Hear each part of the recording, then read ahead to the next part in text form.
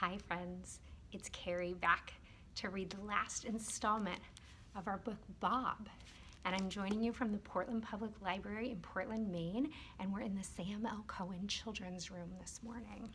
So Bob is by Wendy and Rebecca Stead, and it is illustrated by Nicholas Gannon, and it's a Fywell and Friends book. So, when we last left off, we were hearing from Bob, and Bob was in Danny's room.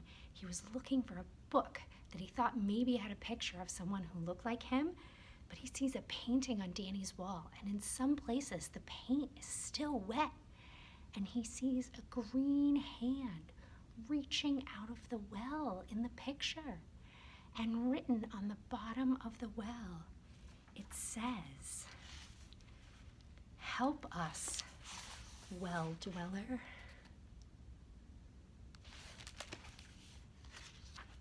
So let's see what happens in the end of Bob. Chapter 17, Livy. Gran and I have a rule for the bush, which is what the Australians call the woods. We have to be close enough to see each other. We're walking along a dirt path and she tells me that this used to be a creek bed. She tells me to watch where I put my feet. She doesn't say so, but I'm pretty sure it's because of snakes. I have a whistle in my jeans pocket, just in case we get separated, and also to blow once in a while in case Danny can hear it. I also have a system Graham doesn't know anything about. My black pawn is in the same pocket as my whistle. So every time I blow the whistle, I feel the pawn and think, Bob. I can't stand the thought of forgetting him again. "Do you think Danny's okay?" I ask Gran. She nods. "Danny's an explorer. He knows the bush around here. It's been his nature to wander ever since he could walk upright. The problem is that he isn't so great about keeping track of the time. Blow the whistle again, will you?" Remember, we can't find Danny. He's gone missing. I blow the whistle as hard as I can. We listen, in case Danny is calling back to us. Nothing. "Was my mom like that too when she was little? A wanderer?" Gran shook her head. "She wasn't much of a bush wanderer, more of a traveler, if you know what I mean. Good head on her shoulders from the beginning, a pleasure to spend time with. I just wish I got to spend more of mine with her, and with you." Gran is alone too. I don't know why I never thought of it before. I think of the last 5 years and Gran and Bob living in the same house all the time. I can't decide if it's nice or really sad. "Why don't you move to America? You could live at our house. I'm sure Mom and Dad wouldn't mind." Gran nods. "They've offered. The problem is, I love it here." She raises her arms and kind of waves at the trees. "I love the place and I love the people. So maybe it's not sad that Gran lives alone. Maybe it's a choice. But what if it never rains again here?" I ask her. She makes a quick face, like a face she might make if she were blowing the whistle right in my ear. Then she says, "I guess I'll have to take that question one day at a time." I'm not sure what to say to that, because what if it really never rains here again? Gran catches my hand and we swing our arms back and forth together. It feels good. Then she says, "So you're okay? You're feeling okay about staying over tonight?" Mom has obviously told her about my sleepover problems. "Yeah, I think so." I wait. No stomach ache. Small, twingy feeling, but no stomach ache. She squeezes my hand. "Good. You know what your mom used to do when she couldn't sleep? She put a book under her pillow." "She never told me that." Gran smiles. "She said it helped her dream." I picture that. Mom, my age, in the 4-poster bed, dreaming. It feels good. "Blow the whistle again," Gran says. I blow. We listen. No Danny. Then Gran says, "You were quite a wanderer yourself when you were here last." "Me?" "Yes, you," she says. "You know, it was just you and me for a few days last time you came, right? Your mom was away seeing friends, just like she is now. Well, one morning I come downstairs at 6 a.m. and there you are, sitting at the breakfast table in your pajamas. Big, innocent smile on your face. You had even set the table. Knife, fork, and cup for you. Knife, fork, and cup for me. Only problem was that your pajamas looked like you'd been out in the bush all night in the rain. Leaves and dirt and anything else you can think of that you might find on the ground, everywhere. Your pockets were full of it, and you were wet. I have a pretty good idea of which morning that was. Gran, how do you think I got wet? She shakes her head. Livy, to this day, I have no earthly idea how you got wet. And believe me when I say I've put serious thought into it. I thought maybe the pig trough, but no, the gate was latched, way up high. I checked. The whole episode scared the heck out of me, actually. After that, I started waking myself up at 4 a.m. to watch the doors. Wow, I say, that's weird. It probably wouldn't be a big comfort to her to know that I am 99% sure I fell in the well. Gran says, blow the whistle again, Livy. I blow. We listen. No Danny. Gran, do you remember a book with a mermaid on the cover and some other stuff? We're walking uphill now and she's breathing hard. Your big book, you mean? What do you mean, my big book? That's what you called it, your big book. I think it was called The Big Book of Fairy Tales. Something like that. It was your mother's when she was a girl. I used to read it to her, but you never let me read it to you. She smiles. Why not? You said you like to make your own stories. You couldn't read a word, but you looked at that book a lot. I guess you liked the pictures. What kind of pictures? Well, mermaids, like you said. She's still a little bit out of breath. Anything else? Oh, sure, elves, maybe fairies. I'm sorry, sweetie. I haven't seen that one in a while. Gran's distracted, looking at her ripped paper tablecloth map. We should turn left soon. There's a big rock about a quarter mile ahead. We'll turn right after that. We walk on. The hill gets steeper. I scan the woods. No Danny. I climb up on a fallen tree trunk and turn around in a circle looking. I blow my whistle. Toot toots. Toot toot. But no Danny. I'm about to climb down again when I see a flash of orange. A very familiar shade of orange. Bob! I glance around. Where did he go? I squeeze my palm. Scan. Turn. Scan. Then I see it. One skinny green arm waving at me semi-desperately. He's right beside the path a little way ahead of us, but Gran is slowing down. Gran, let's keep going. Actually, my dear, I think I need to sit down for a few minutes. Chapter 18, Bob. Did anyone else just see a chicken shimmy down the drain pipe? One of the big-hatted boys had shouted. It has something rolled up under its wing. Maybe it was a wombat, his friend, or brother, had suggested. This was no wombat. The woman with them swatted them on the heads and told them not to tell tales. It was epic.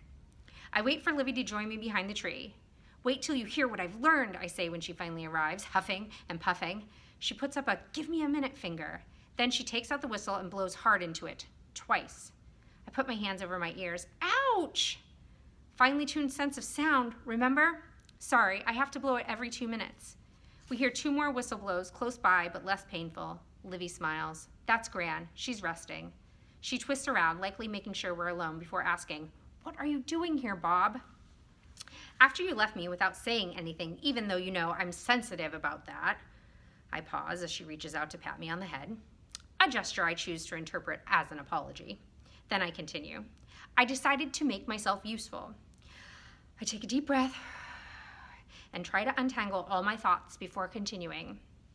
I remember that Sarah had taken the book from your mom's shelf and I went to get it back. And look! I hold up the picture I took off the wall. The painting is a little smudged by my nose pressing against it, but only a little. Look at that hand!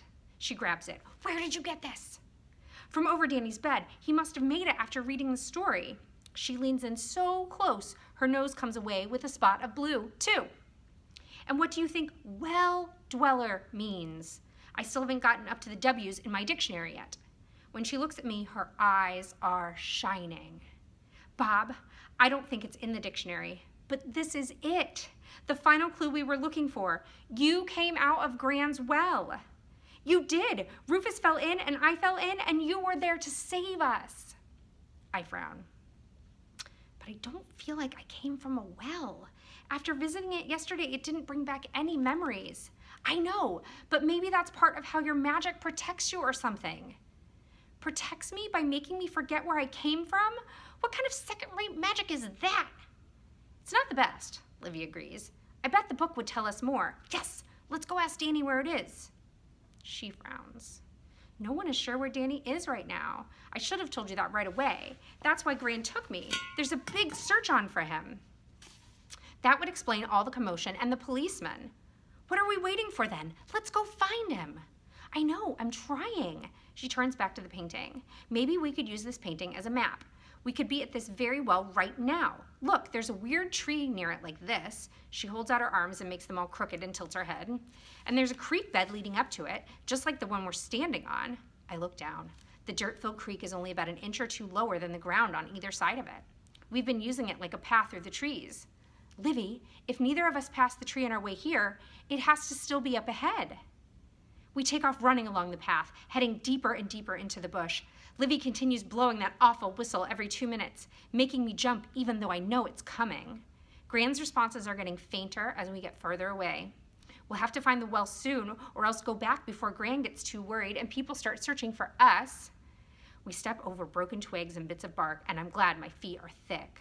Seed pods keep cracking and making us jump, thinking it's the sound of a fire restarting. Finally, we stumble into a small clearing, and Livy grabs my arm and points. It's the weird tree.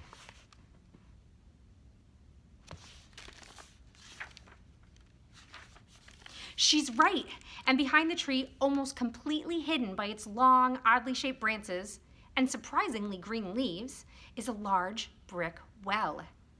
My heart thumps with anticipation. The first thing that I notice as we approach is the complete lack of a green hand gripping the edge of the well, or signs of any hands at all, green or Danny-sized. My shoulders sag. We were wrong about everything.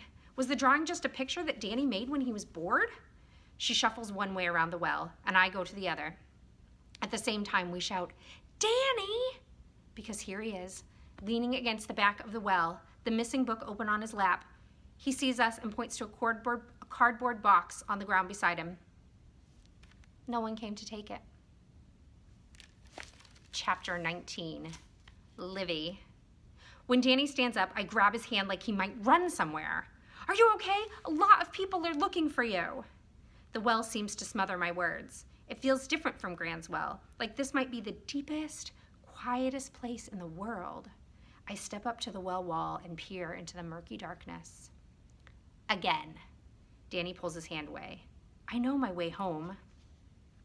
Then I notice Bob, who seems torn between the box on the ground and the book in Danny's hand. The book in his hand! He's holding the book with Bob on the cover. "I think there might be a cupcake inside that box," Bob whispers to me. But I'm a lot more interested in the book. "Can I see the story?" I ask Danny. He knows the one I mean. He hands over the book. "It's not true anyway," Danny says as I read down the table of contents. "There are only 2 wells around here, the one in your Gran's yard and this abandoned one. I've waited and waited at both of them, and they never come. It's all a lie." The story, titled The Well Dwellers, is only 2 pages long. I hold the book open, and Bob jumps in front of me. I skim. Well dwellers possess a secret and powerful magic. They can make things grow. They live all over the world in secret. "Bob," I say, "move your head. I can't see." Danny is staring. "Your chicken is named Bob?" Oops. Bob isn't even trying to act like a chicken. He sticks out one long green finger and points. Then he starts to screech. Or I thought he was screeching at first. After a while, I figure out he's actually talking. He's saying, "Me! Me!" And he's touching the picture on the page. It's definitely a picture of Bob. Same green head, same green arms, same green body, same crooked smile. Standing right next to a well. It's not this exact well, but it's not that different either. "Bob!" I shout, "that's you!" Maybe this well is a passageway. Maybe it leads to your home. Danny's mouth is hanging open. He says, "A chicken in a well?" Bob breaks into a smile and starts jumping up and down. He turns and actually tries to hug the well. "Oh, Livy, do you think so? Do you really?" He stops. He freezes. I freeze. Danny freezes. Because there is a kind of rumbling coming from inside the well. "What's that noise?" Danny whispers. Before I know it, he's standing behind me, peeking out from under my arm at the well. "It's talking," Danny says into my side. It's all right, I tell him. I don't want Danny to get scared, but I don't feel completely all right. The well is talking, not in a voice. It's talking with the ground. It's talking with the rocks. It's talking with the trees. It's talking with the birds and the bugs. It isn't using any words, but with the rocks and the ground and the trees and the birds and the bugs, the well is asking a question. Question mark, question mark, question mark. Question mark, question mark, question mark. Question mark, question mark, question mark. And then everything starts to move. Still holding the book, I squish Danny against me with one arm and grab Bob's hand on the other side. It feels soft and dry and strong. He's squeezing my hand pretty hard, and we're looking at the well, more vibrating earth, more shouting trees and birds and bugs. Question mark, question mark, question mark, question mark. I'm scared. Is the whole town shaking? And right then I have the weirdest thought. Where is my baby sister? Is she safe? I remember she's far away with Mom, safe somewhere. The well begins to shake. Danny's arms go around my waist, and then Bob lets my hand go up and takes a step towards the well. Bob, I yell, reaching for him. What are you doing? You've got to hold on to something. Bob staggers toward the well, first one foot, then the other. He holds his arms up in the air. It's like when the baby wants up. Something starts coming out of the well, an arm, green like Bob's, but bigger, and then another one. Livy, Bob shouts. Livy, it's my... Then something is in front of us, blotting out the afternoon light. Someone whose green skin looks wet. Someone whose eyes are just barely open, like it has been sleeping for a long time, or crying. The ground stops shaking, which is better. Then the someone puts both arms out, and Bob leaps into them. It's my mom! Bob shouts at me from her arms. My mom, Livy! She cuddles Bob up to her face, and he puts his arms around her neck. Danny lets go of me. Oh, no, you don't! I catch his hand. He pulls, reaching for the little box on the ground. Then, with his hand free, he holds up the box to Bob and his mom. Oh, thank you, Bob says, plucking the cupcake from the box. Pink. It's for her, Danny says. It's a present. She has to take it so that it can rain again. But Bob is already eating the cupcake. I made it for her so that we can keep the farm, Danny says, starting to cry. He turns to me and his face is crumpled, like in the story. I haven't had a chance to actually read the story, but I already know that Bob's mom doesn't care about cupcakes. Bob's mom cares about Bob. She puts Bob down very carefully and comes over to me, peering down into my face. Bob stays put, still eating the cupcake.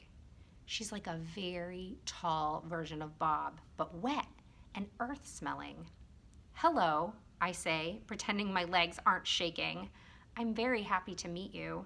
She looks like she's waiting for something. Maybe she does want a cupcake. I mean, Bob sure loves them. I'm sorry, I say. I don't have any cupcakes. She bends towards me, waiting. I don't know what you... Then I have an idea. I begin to pull everything out of my pockets. All I have is this. And I hold my hands out, palms up, showing her. 1 plastic whistle. 1 ripped granola bar wrapper. 1 5-year-old piece of licorice. 1 black pawn. I look over at Bob, who's still smacking away. How can he eat at a time like this? Livy, he says between bites, I am remembering so many things. This is my mother, and this is my well. We have many wells, and they're everywhere. Then he pauses, cupcake gripped tightly, pink icing all over his nose, and says, Livy, we are important. Bob, I say, could you maybe tell your mom that I don't have any cupcakes? Because she's staring at me like I have something she wants. She doesn't want a cupcake, Bob says, smiling. She is saying, thank you, Livy. She is thanking you for keeping me safe and for bringing me home. Then he makes a sound. It's a sound I have never heard from Bob before, not so different from a magpie's warble.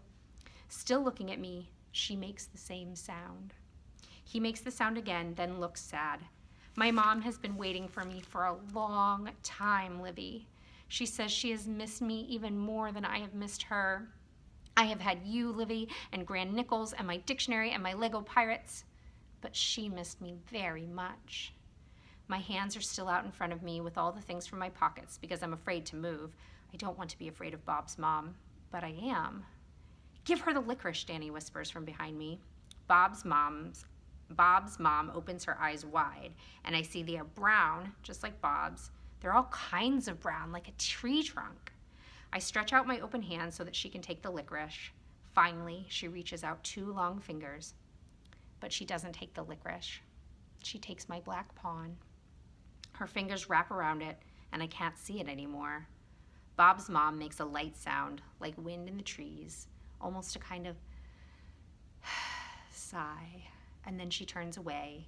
She grabs Bob so that he's resting in the crook of one arm. She steps up to the well wall. Wait! She's not taking him home right now, is she? They're just going away? Is Bob about to disappear? I've been so worried about finding Bob's family that I never for even 1 second thought about what it would feel like when he left. It feels horrible. Wait, I yell at Bob's mom back. Wait a minute, we didn't get to... And then she hops into the well. Goodbye, Livy, Bob calls, his words echoing up to us. Goodbye, my friend. Thank you. I love you, Livy. They're gone. I want to tell Bob that I love him too. Everything gets very quiet. And then there's a great big boom. Thunder! Danny is jumping up and down shouting, thunder! Finally! He stops and looks at me. Everything's going to be okay now. Fat, warm raindrops begin falling all around us.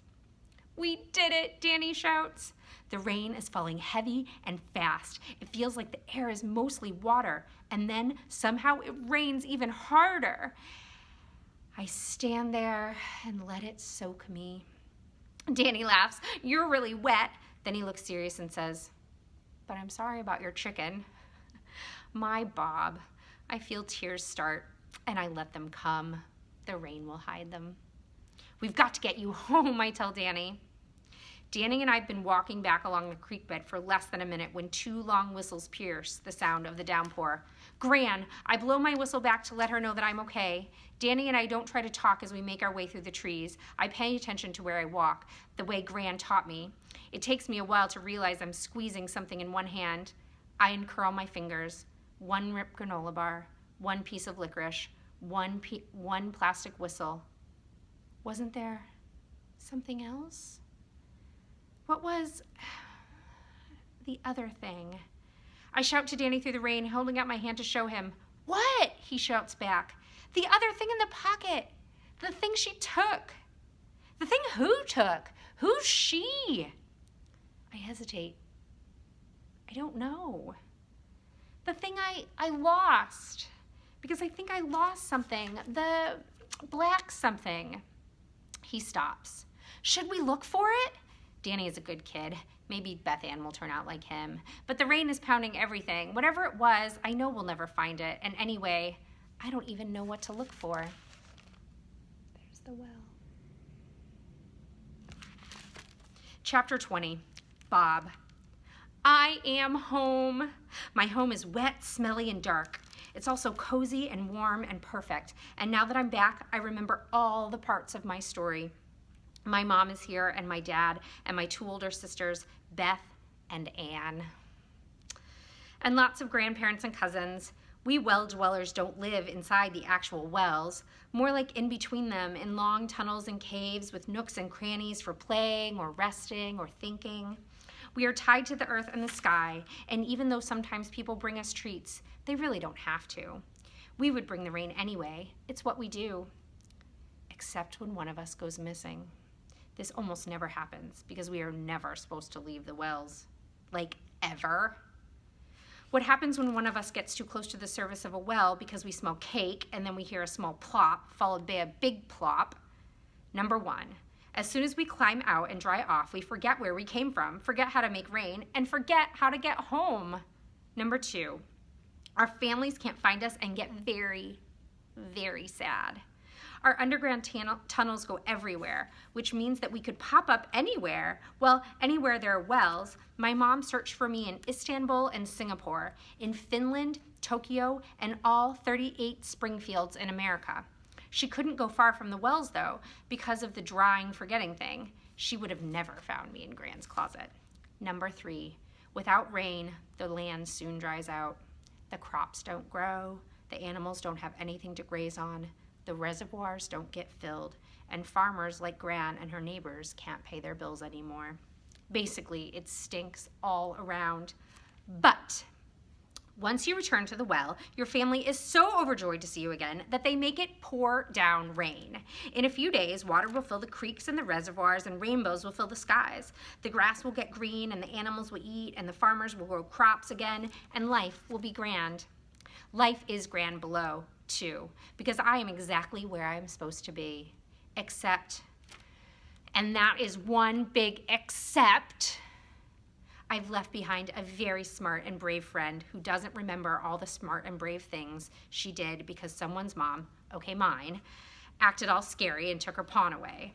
I don't know how my mom knew that the pawn was the key to Livy remembering me, but she did. Mom's not really scary, not with me anyway. After she found me, she told me a story. She said when she'd been looking for me at the Tokyo well, she overheard a man telling his son about waku waku, another word that won't be in the W's in my Australian English dictionary.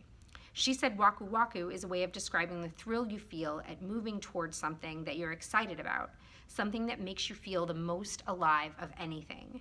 She said she knew exactly what the man meant, but didn't have a word for it. Waku waku is what kept her moving toward me until I finally got close enough to a well that she found me. Leaning against Gran's well that time with Danny was like a beacon drawing her closer. Then touching the old well with the wonky tree led her right to me. Being a well dweller and having a friend like Livy are what make me feel most alive. I can feel the rightness of it all the way to my bones. I just need to tell her. So I wait until the middle of the night. I draw my family a picture showing them that I will return soon so they won't worry. Then I put my chicken suit on and hoist a bucket full of water onto my shoulder. When I get back, I will teach my family how to read so they can learn about things like buckets, and I can leave notes with real words. I am a pretty bad artist. I climb out of the well and have to climb right back in because it turns out all wells look the same from below. It takes me 6 tries to find Livy's yard, but I did get to see some cool parts of the world. I'll have to make sure to return to that Hawaii place soon. It looks very green. Seems I didn't have to worry about keeping myself wet because the sky over Gran's farm is still pouring down rain. I let the rain soak me through and through, then pour out the bucket and take it with me anyway. I am so excited as I near the house that I don't even bother with the chicken walk. The smell of freshly baked cake hits me as I slowly push open the back door. It takes supreme willpower to walk by the half-eaten chocolate deliciousness as I pass by it. On second thought, they probably wouldn't miss a bite or two. I put down the fork after 4. I should probably work on this willpower issue. The lights are out, but I can hear Gran on the phone in her room. She's laughing and saying, "I know, isn't it wonderful? I love the ping, ping, ping on the roof. I could listen to it all night. In fact, I plan to." I put my hand on the wall outside her room and send a silent thank you for housing me all those years. Then I pass her half-open door without a sound and enter Livy's bedroom. My feet pull me toward the closet, and I have to remind myself that it's no longer where I belong. But then I go anyway. I stick the Lego pirate ship in my dictionary and the tutu in the bucket. The dictionary is to share with everyone. The tutu is for my sisters. The pirate ship is for me. It reminds me of what Livy said about how one thing can be a lot of other things. All it takes is a little imagination. Now I know that people are like me. Now I know that people are like that too. Livy's not just old Livy or new Livy. She's every age she's ever been, and sometimes they get jumbled, but they're all in there.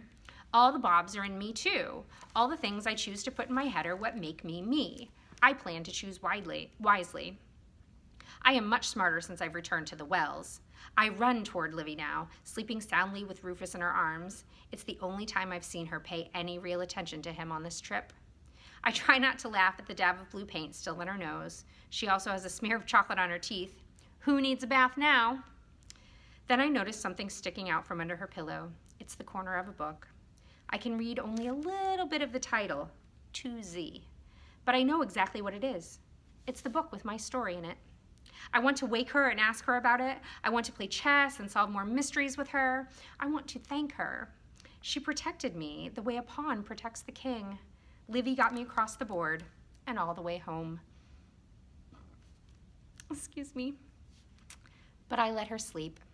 I only lift Rufus carefully from her grasp and place the chipped pawn inside the pocket of his tiny overalls. It fits perfectly. Mom had wrapped it up in a cloth and stuck it in a drawer, but I took it out and put a rock in there instead. I learned that from Livy's trick with the pillows in her bed. I hope it will be many years before Mom realizes my deception. I pat Rufus on the head one last time. It might not work. Maybe Livy will leave him with Gran and won't ever find the pawn, but I hope Livy finds it, and I hope she takes it when she goes back to the other side of the world. Keep moving toward what makes you feel most alive, Livy, I whisper. See you in 5 years. I tiptoe back to the door, but then remember something really important and tiptoe back to whisper one last thing. Bring licorice. There's Livy on the plane, and there's Bob. And do you see what she has around her neck?